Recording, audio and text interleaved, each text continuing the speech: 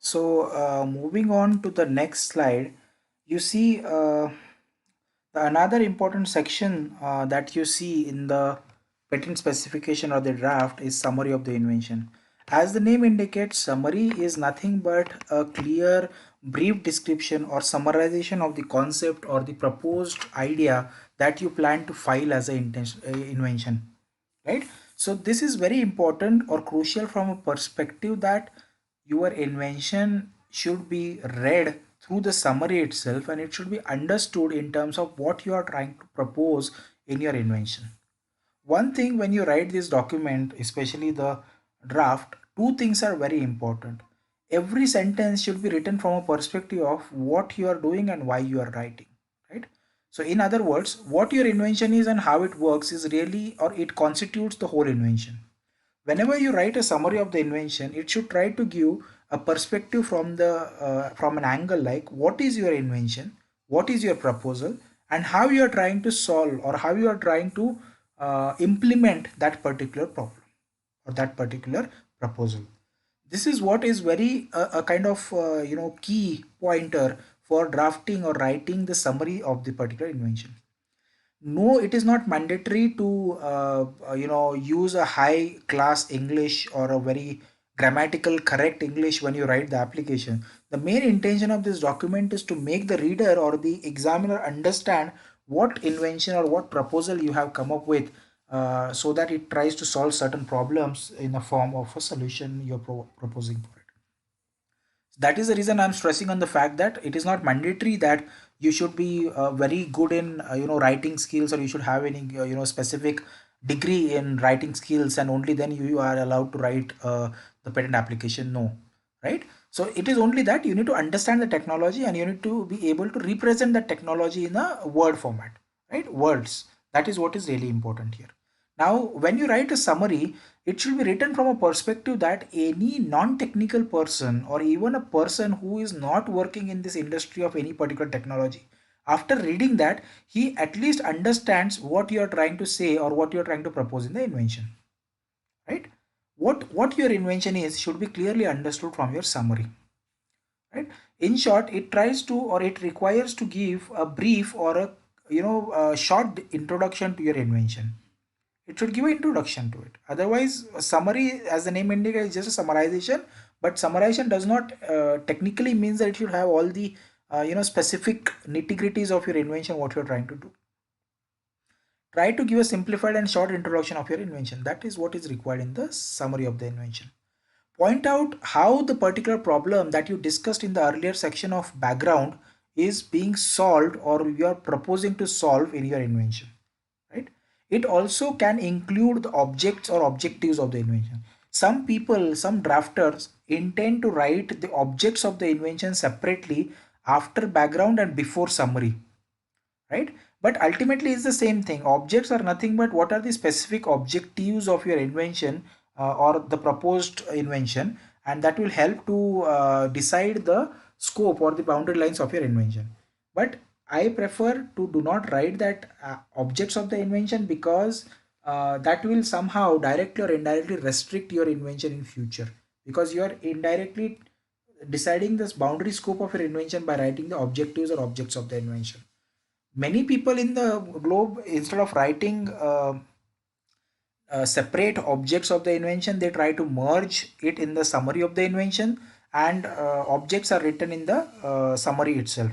So summary, in our discussion we can consider writing the objects in the summary. So a summary may include the specific objects, specific aspects of your invention which you try to achieve by this present invention, but in a very brief and short manner. It doesn't have to go into details and pages that how this aspect is being solved or sorted, right?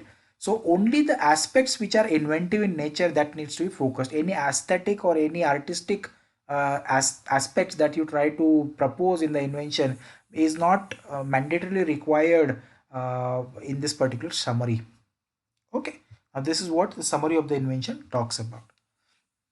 Summary of the invention can further, like I said, it includes the objects of the invention, may include, but it is always recommended that it revolves around the core focus or core mandate of the invention. It should not be something random which is not at all related to your invention and still included in the summary of the invention. Most importantly, I told you summary, as the name indicates, it's always the summary of the invention and nothing else. So it should not divert from the scope of the invention. So for example, if your invention is about a mobile phone or a transfer of a data, a summary should not include the name of the companies which manufactures the phone or what is the price of that mobile phone or anything like that. Okay, this is really important to understand. Now, most importantly, the summary of the invention should give a list or a kind of idea about the features of the invention which are actually being covered in the claim section. It is not mandatory, but it is recommended that you include the features of the invention in that particular summary section. Okay, the summary could conclude with a section which describes specific uses of the invention. So it can include the technical benefits or technical usage of the inventions also. Okay, this is really important to understand. Okay, the summary can go up to 10 pages, but I would prefer to keep it clear and concise, and maximum up to 2 or 2.5 page you can consider writing the summary of the invention. The main intent of summary is that person should be able to understand your invention, should be able to understand what is the purpose of your invention. That is what it is. Most important part of the specification is that brief description of the drawings. Each drawing should be briefly described in 1 or 2 sentences. Here it is just the name of the drawing is to be written, that is what is expected, so that the reader will understand that these drawings are included in the specification or in the drawings. It is not mandatorily required to go into details or elaborate the each and every drawing in this particular section. This is just a brief introduction about the drawings that you are having. Okay, so you see, most importantly here it will just give a glimpse. There will be no further details about what is this drawing about and what all details of these drawings and all the blocks. No introduction required, just a liner suggesting that figure 1 indicates a block diagram of the invention, figure 2 indicates a method flowchart of the invention, figure 4 indicates something else, figure 5 indicates something else. A liner is more than sufficient as an indicator to the brief description of the drawings. Thus the name is given as brief description. This is the most important aspect of the patent specification. So detailed description of the invention and its embodiments are basically covered in this particular thing. As the name indicates, this is the detailed description of the invention. This particular section is the brief description of the drawings. Okay, so brief description of the drawings, once they are given, you need to elaborate on each and every drawings, each and every part, each and every component that you have mentioned in the drawings, and this is included in this particular section called as detailed description of the invention. This is very important to understand. In this section, the invention and at least one embodiment of the of it is described in a detailed manner. So here embodiment means how you are planning or how you propose to implement your invention. That is what is expected to be written in the embodiment. Okay, this is very important to understand. The description along with the drawing should enable a person in the art to actually practice your invention. So it is one of the expectation of the patent office that whenever you write a particular detailed description of the invention, any person who is working in the field, in that field, or referred to as person skilled in art, should be able to actually implement your invention without even requiring the help of any other subject matter. Okay, this is really important. This is one of the important requirement. We are going to see in the next session various sections that are involved in drafting of the application. That will also help you to get a grasp about glance about the specific sections of the act. But at the moment, please understand that you should write in detail about a particular component, about a particular invention, that any person in that particular industry should be capable of making it without requiring help of any other sources. Let me give an example. If my invention is about uh, a particular let us say for example a chair. Okay, a chair which is having four legs. Now, when I write my detailed description, I should go into details in such a manner that I need to go and explain what these legs can be manufactured from, what these legs can be used as a material for, how these legs are connected to the base of the chair where a person can sit, how it actually forms a chair, how it can be used, what all things are required to manufacture or to connect these particular legs to the base, whether it is a glue, whether it is a fastener, whether it is nut and bolt, all these things have to be given there. The material, for example, whether it is wood, whether it is iron, whether it is steel, whether it is metal, non-metal, all these details have to be explained in each specifics in such a way that any person who reads this particular document, especially the detailed description of the invention along with the drawings, he should be able to implement your invention in terms of, without actually the help of any other document that would be required. Okay, it should also explain various alternatives. So one example I just gave you, that the chair, the legs of the chair can be manufactured using a wood.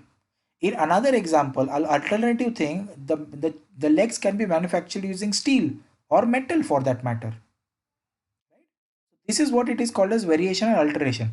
In variation means what? For example, my the leg of my chair has a thickness of um, around 50 mm, for example. In another example, the chair, the thickness of the leg of the chair may be 100 mm. So these are all called as variation and alternatives. Whichever and whatever possible variation and alternatives that are known to you as an inventor at the time of drafting the application are expected to be put it there, expected to be written there, right? Description should not be excessively verbose. It should not divert from the main attention of the topic. Use the only terms, for example, which are required to explain these things. Now let's take the same example of the chair. When I'm explaining that my chair has legs which are made up of either wood or either iron, I do not have to write that the wood can be of a bubble tree, or the wood can be of a neem tree, or the wood can be of a sandal tree, anything like that.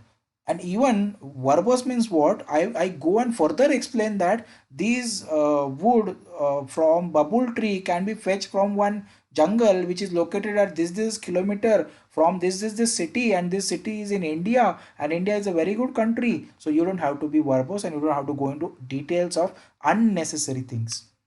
It has to stick to the point. For example, when I say the leg is made up of a wood, do I have to further elaborate what where this wood is obtained from? No. Yes, I can explain to an extent that this wood can be made up of bubble, or this wood can be taken from a bubble tree, because you are explaining the source here. So it will be helpful for the implementer to understand what is the source of this particular component as well. But you don't have to say that the bubble tree is located near my house, the bubble tree is very good, we are growing it from 20 years. No, you don't have to explain that. I hope this is clear. I'm trying to include some funny examples here just to make it interesting and make you understand that what you should do and what you should not. I hope you appreciate it. Right? Disclosure cannot be changed after filing. That is the biggest obstacle when you draft. And that is the reason when any drafter writes the application, he has to ensure that he do not miss any important aspect of it. Right? Yes, if there is a minor correction that needs to be done, obviously you can do it, but you cannot add or you cannot delete the contents from the specification or the application which is filed to an extent that it changes the scope of the invention. So for example, when I say change the scope, I cannot delete the feature suggesting that my leg has my chair has four legs. It cannot alter the invention after the filing of patent application that no, my chair has only two legs. You cannot say that. If you have filed four legs, that means there has to be four legs. But yes, you can do changes in a manner that out of these four legs, one leg is made up of metal or steel. You can mention that. Okay. Another important part is like it is summarized and detailed description. So basically, whatever contents you have written in the summary, the detailed description can go into elaboration of those summary part. So summary can be written in any non-technical manner also, but description has to be written to support the technical details about your invention in this particular aspect. Okay, it can give a suggestion. It can give it can be used as a phrases where it can make the invention broader. For example, generally, preferably, can be done. These are the phrases can be used in the invention. One most important point that you need to appreciate is like, if you understand the definition of invention, there is always a inventive step criteria that is involved in that. So in that inventive step, there is again a criteria called as technical advancement over the prior art. How are you going to show? Because patent application or patent would be granted based on this document which you are submitting at the patent office. But if you do not demonstrate how it is technically advanced, how will you be able to establish that particular criteria of advancement?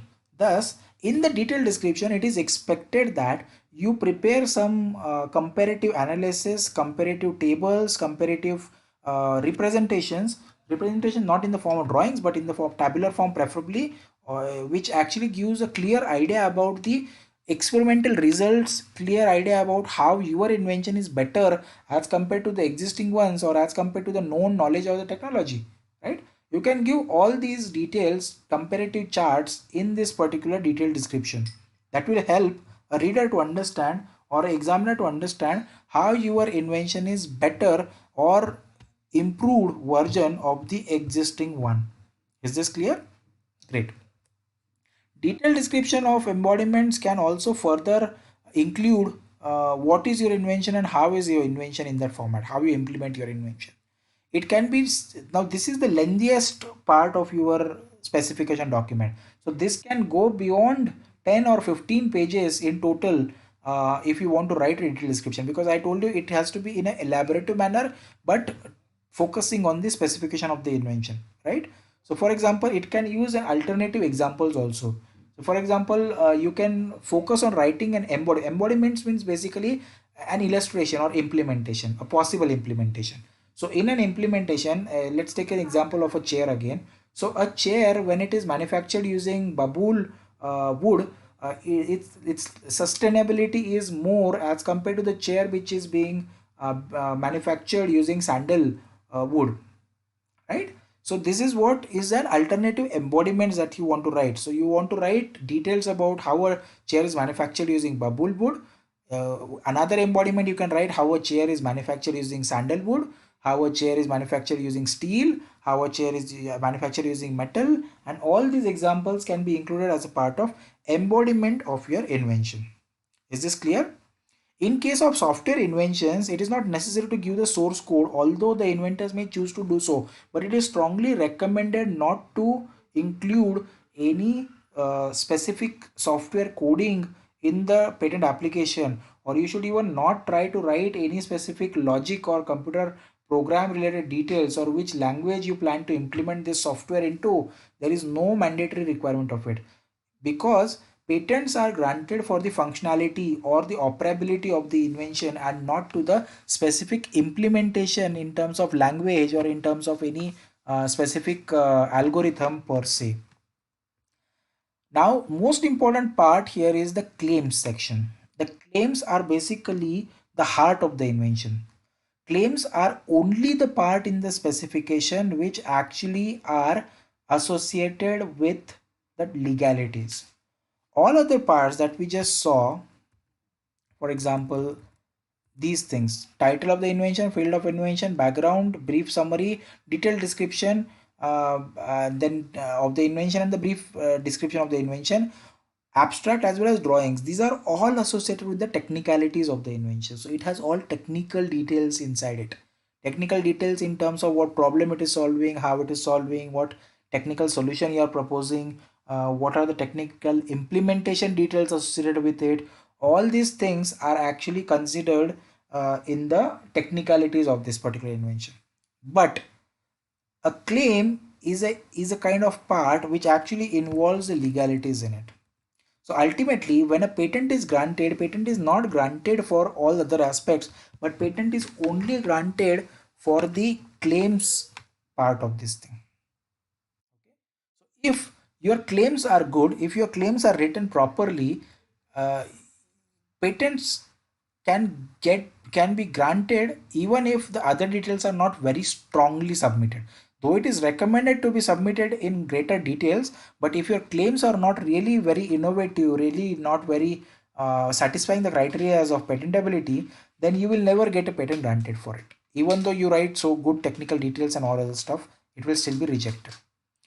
Last, we are going to go into details of the claims, and I'm going to show you exactly the importance of the claims and the structure and other things. But abstract of the invention is the last part of the invention. Actually, no, actually there is drawings, but abstract of the invention is the last writing part of the invention, wherein you actually try to give a brief summary or gist of the invention in a term of 150 to 200 words. In India, only 150 words are allowed, but in any other country, the words can exceed more than 150 words. Again, the abstract of the invention should not be focusing on the broader aspects of the invention, but it should be focusing on the summaries of the invention in terms of specific utility, specific summary, specific inventive aspects of the invention, and in terms of how you plan to implement it. So any abstract, if you read of an IEEE research paper, it is on a similar line but more focused towards the specific invention that you plan or propose, right? So for example, in two statements or two sentences, you can write what this invention is related to. In two sentences, you can write what problem is being observed in the art, in the prior art. In next two statements, you can write what are you proposing to solve this particular problem, and in the last two statements you can write how you are planning to implement this particular proposal in your invention, right? So if you'll ask me, maximum of 10, 15, maximum worst case scenario 15 line and statements can be helpful to wrap the particular abstract as well.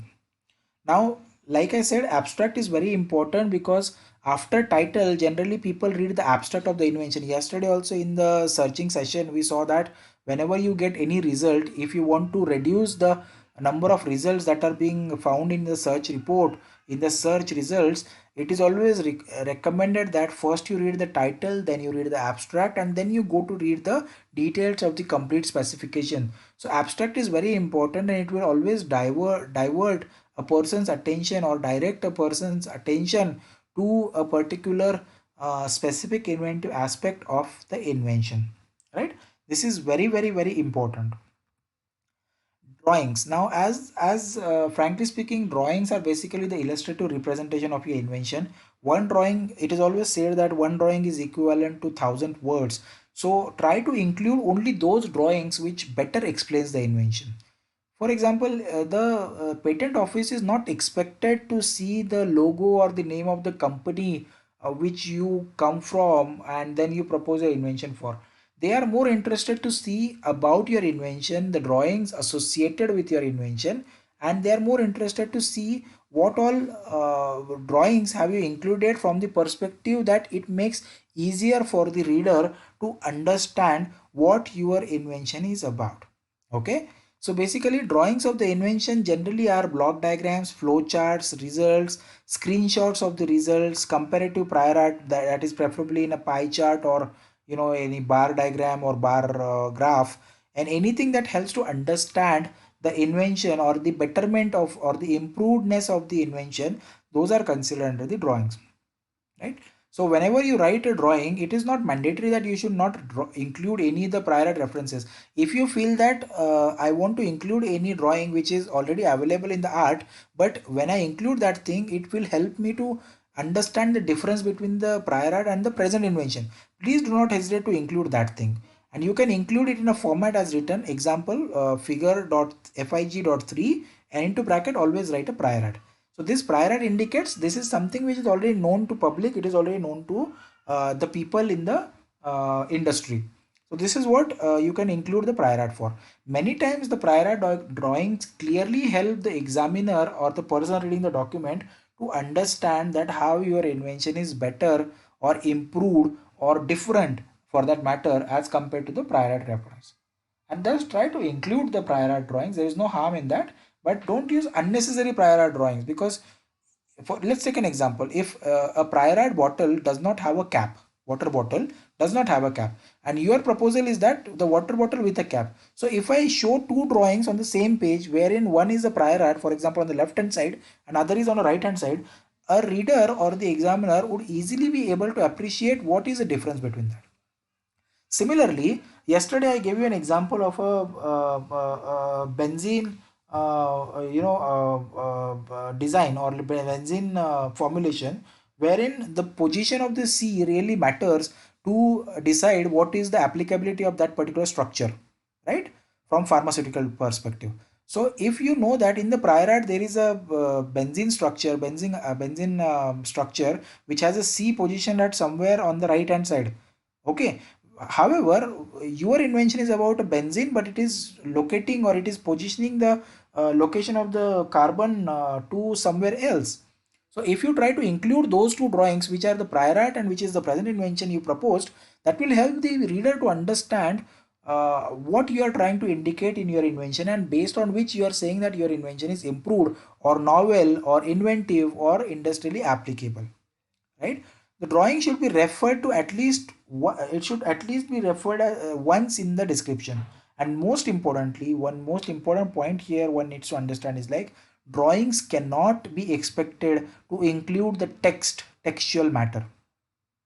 Okay, so try to always give the numbers, try to always keep it in a very concise manner. One word for that matter is generally accepted, but that also is not recommended to be put. Try to explain everything in a block diagram. Even though it is not understood from the drawing, that is fine, but you have to not include any text in the particular drawing.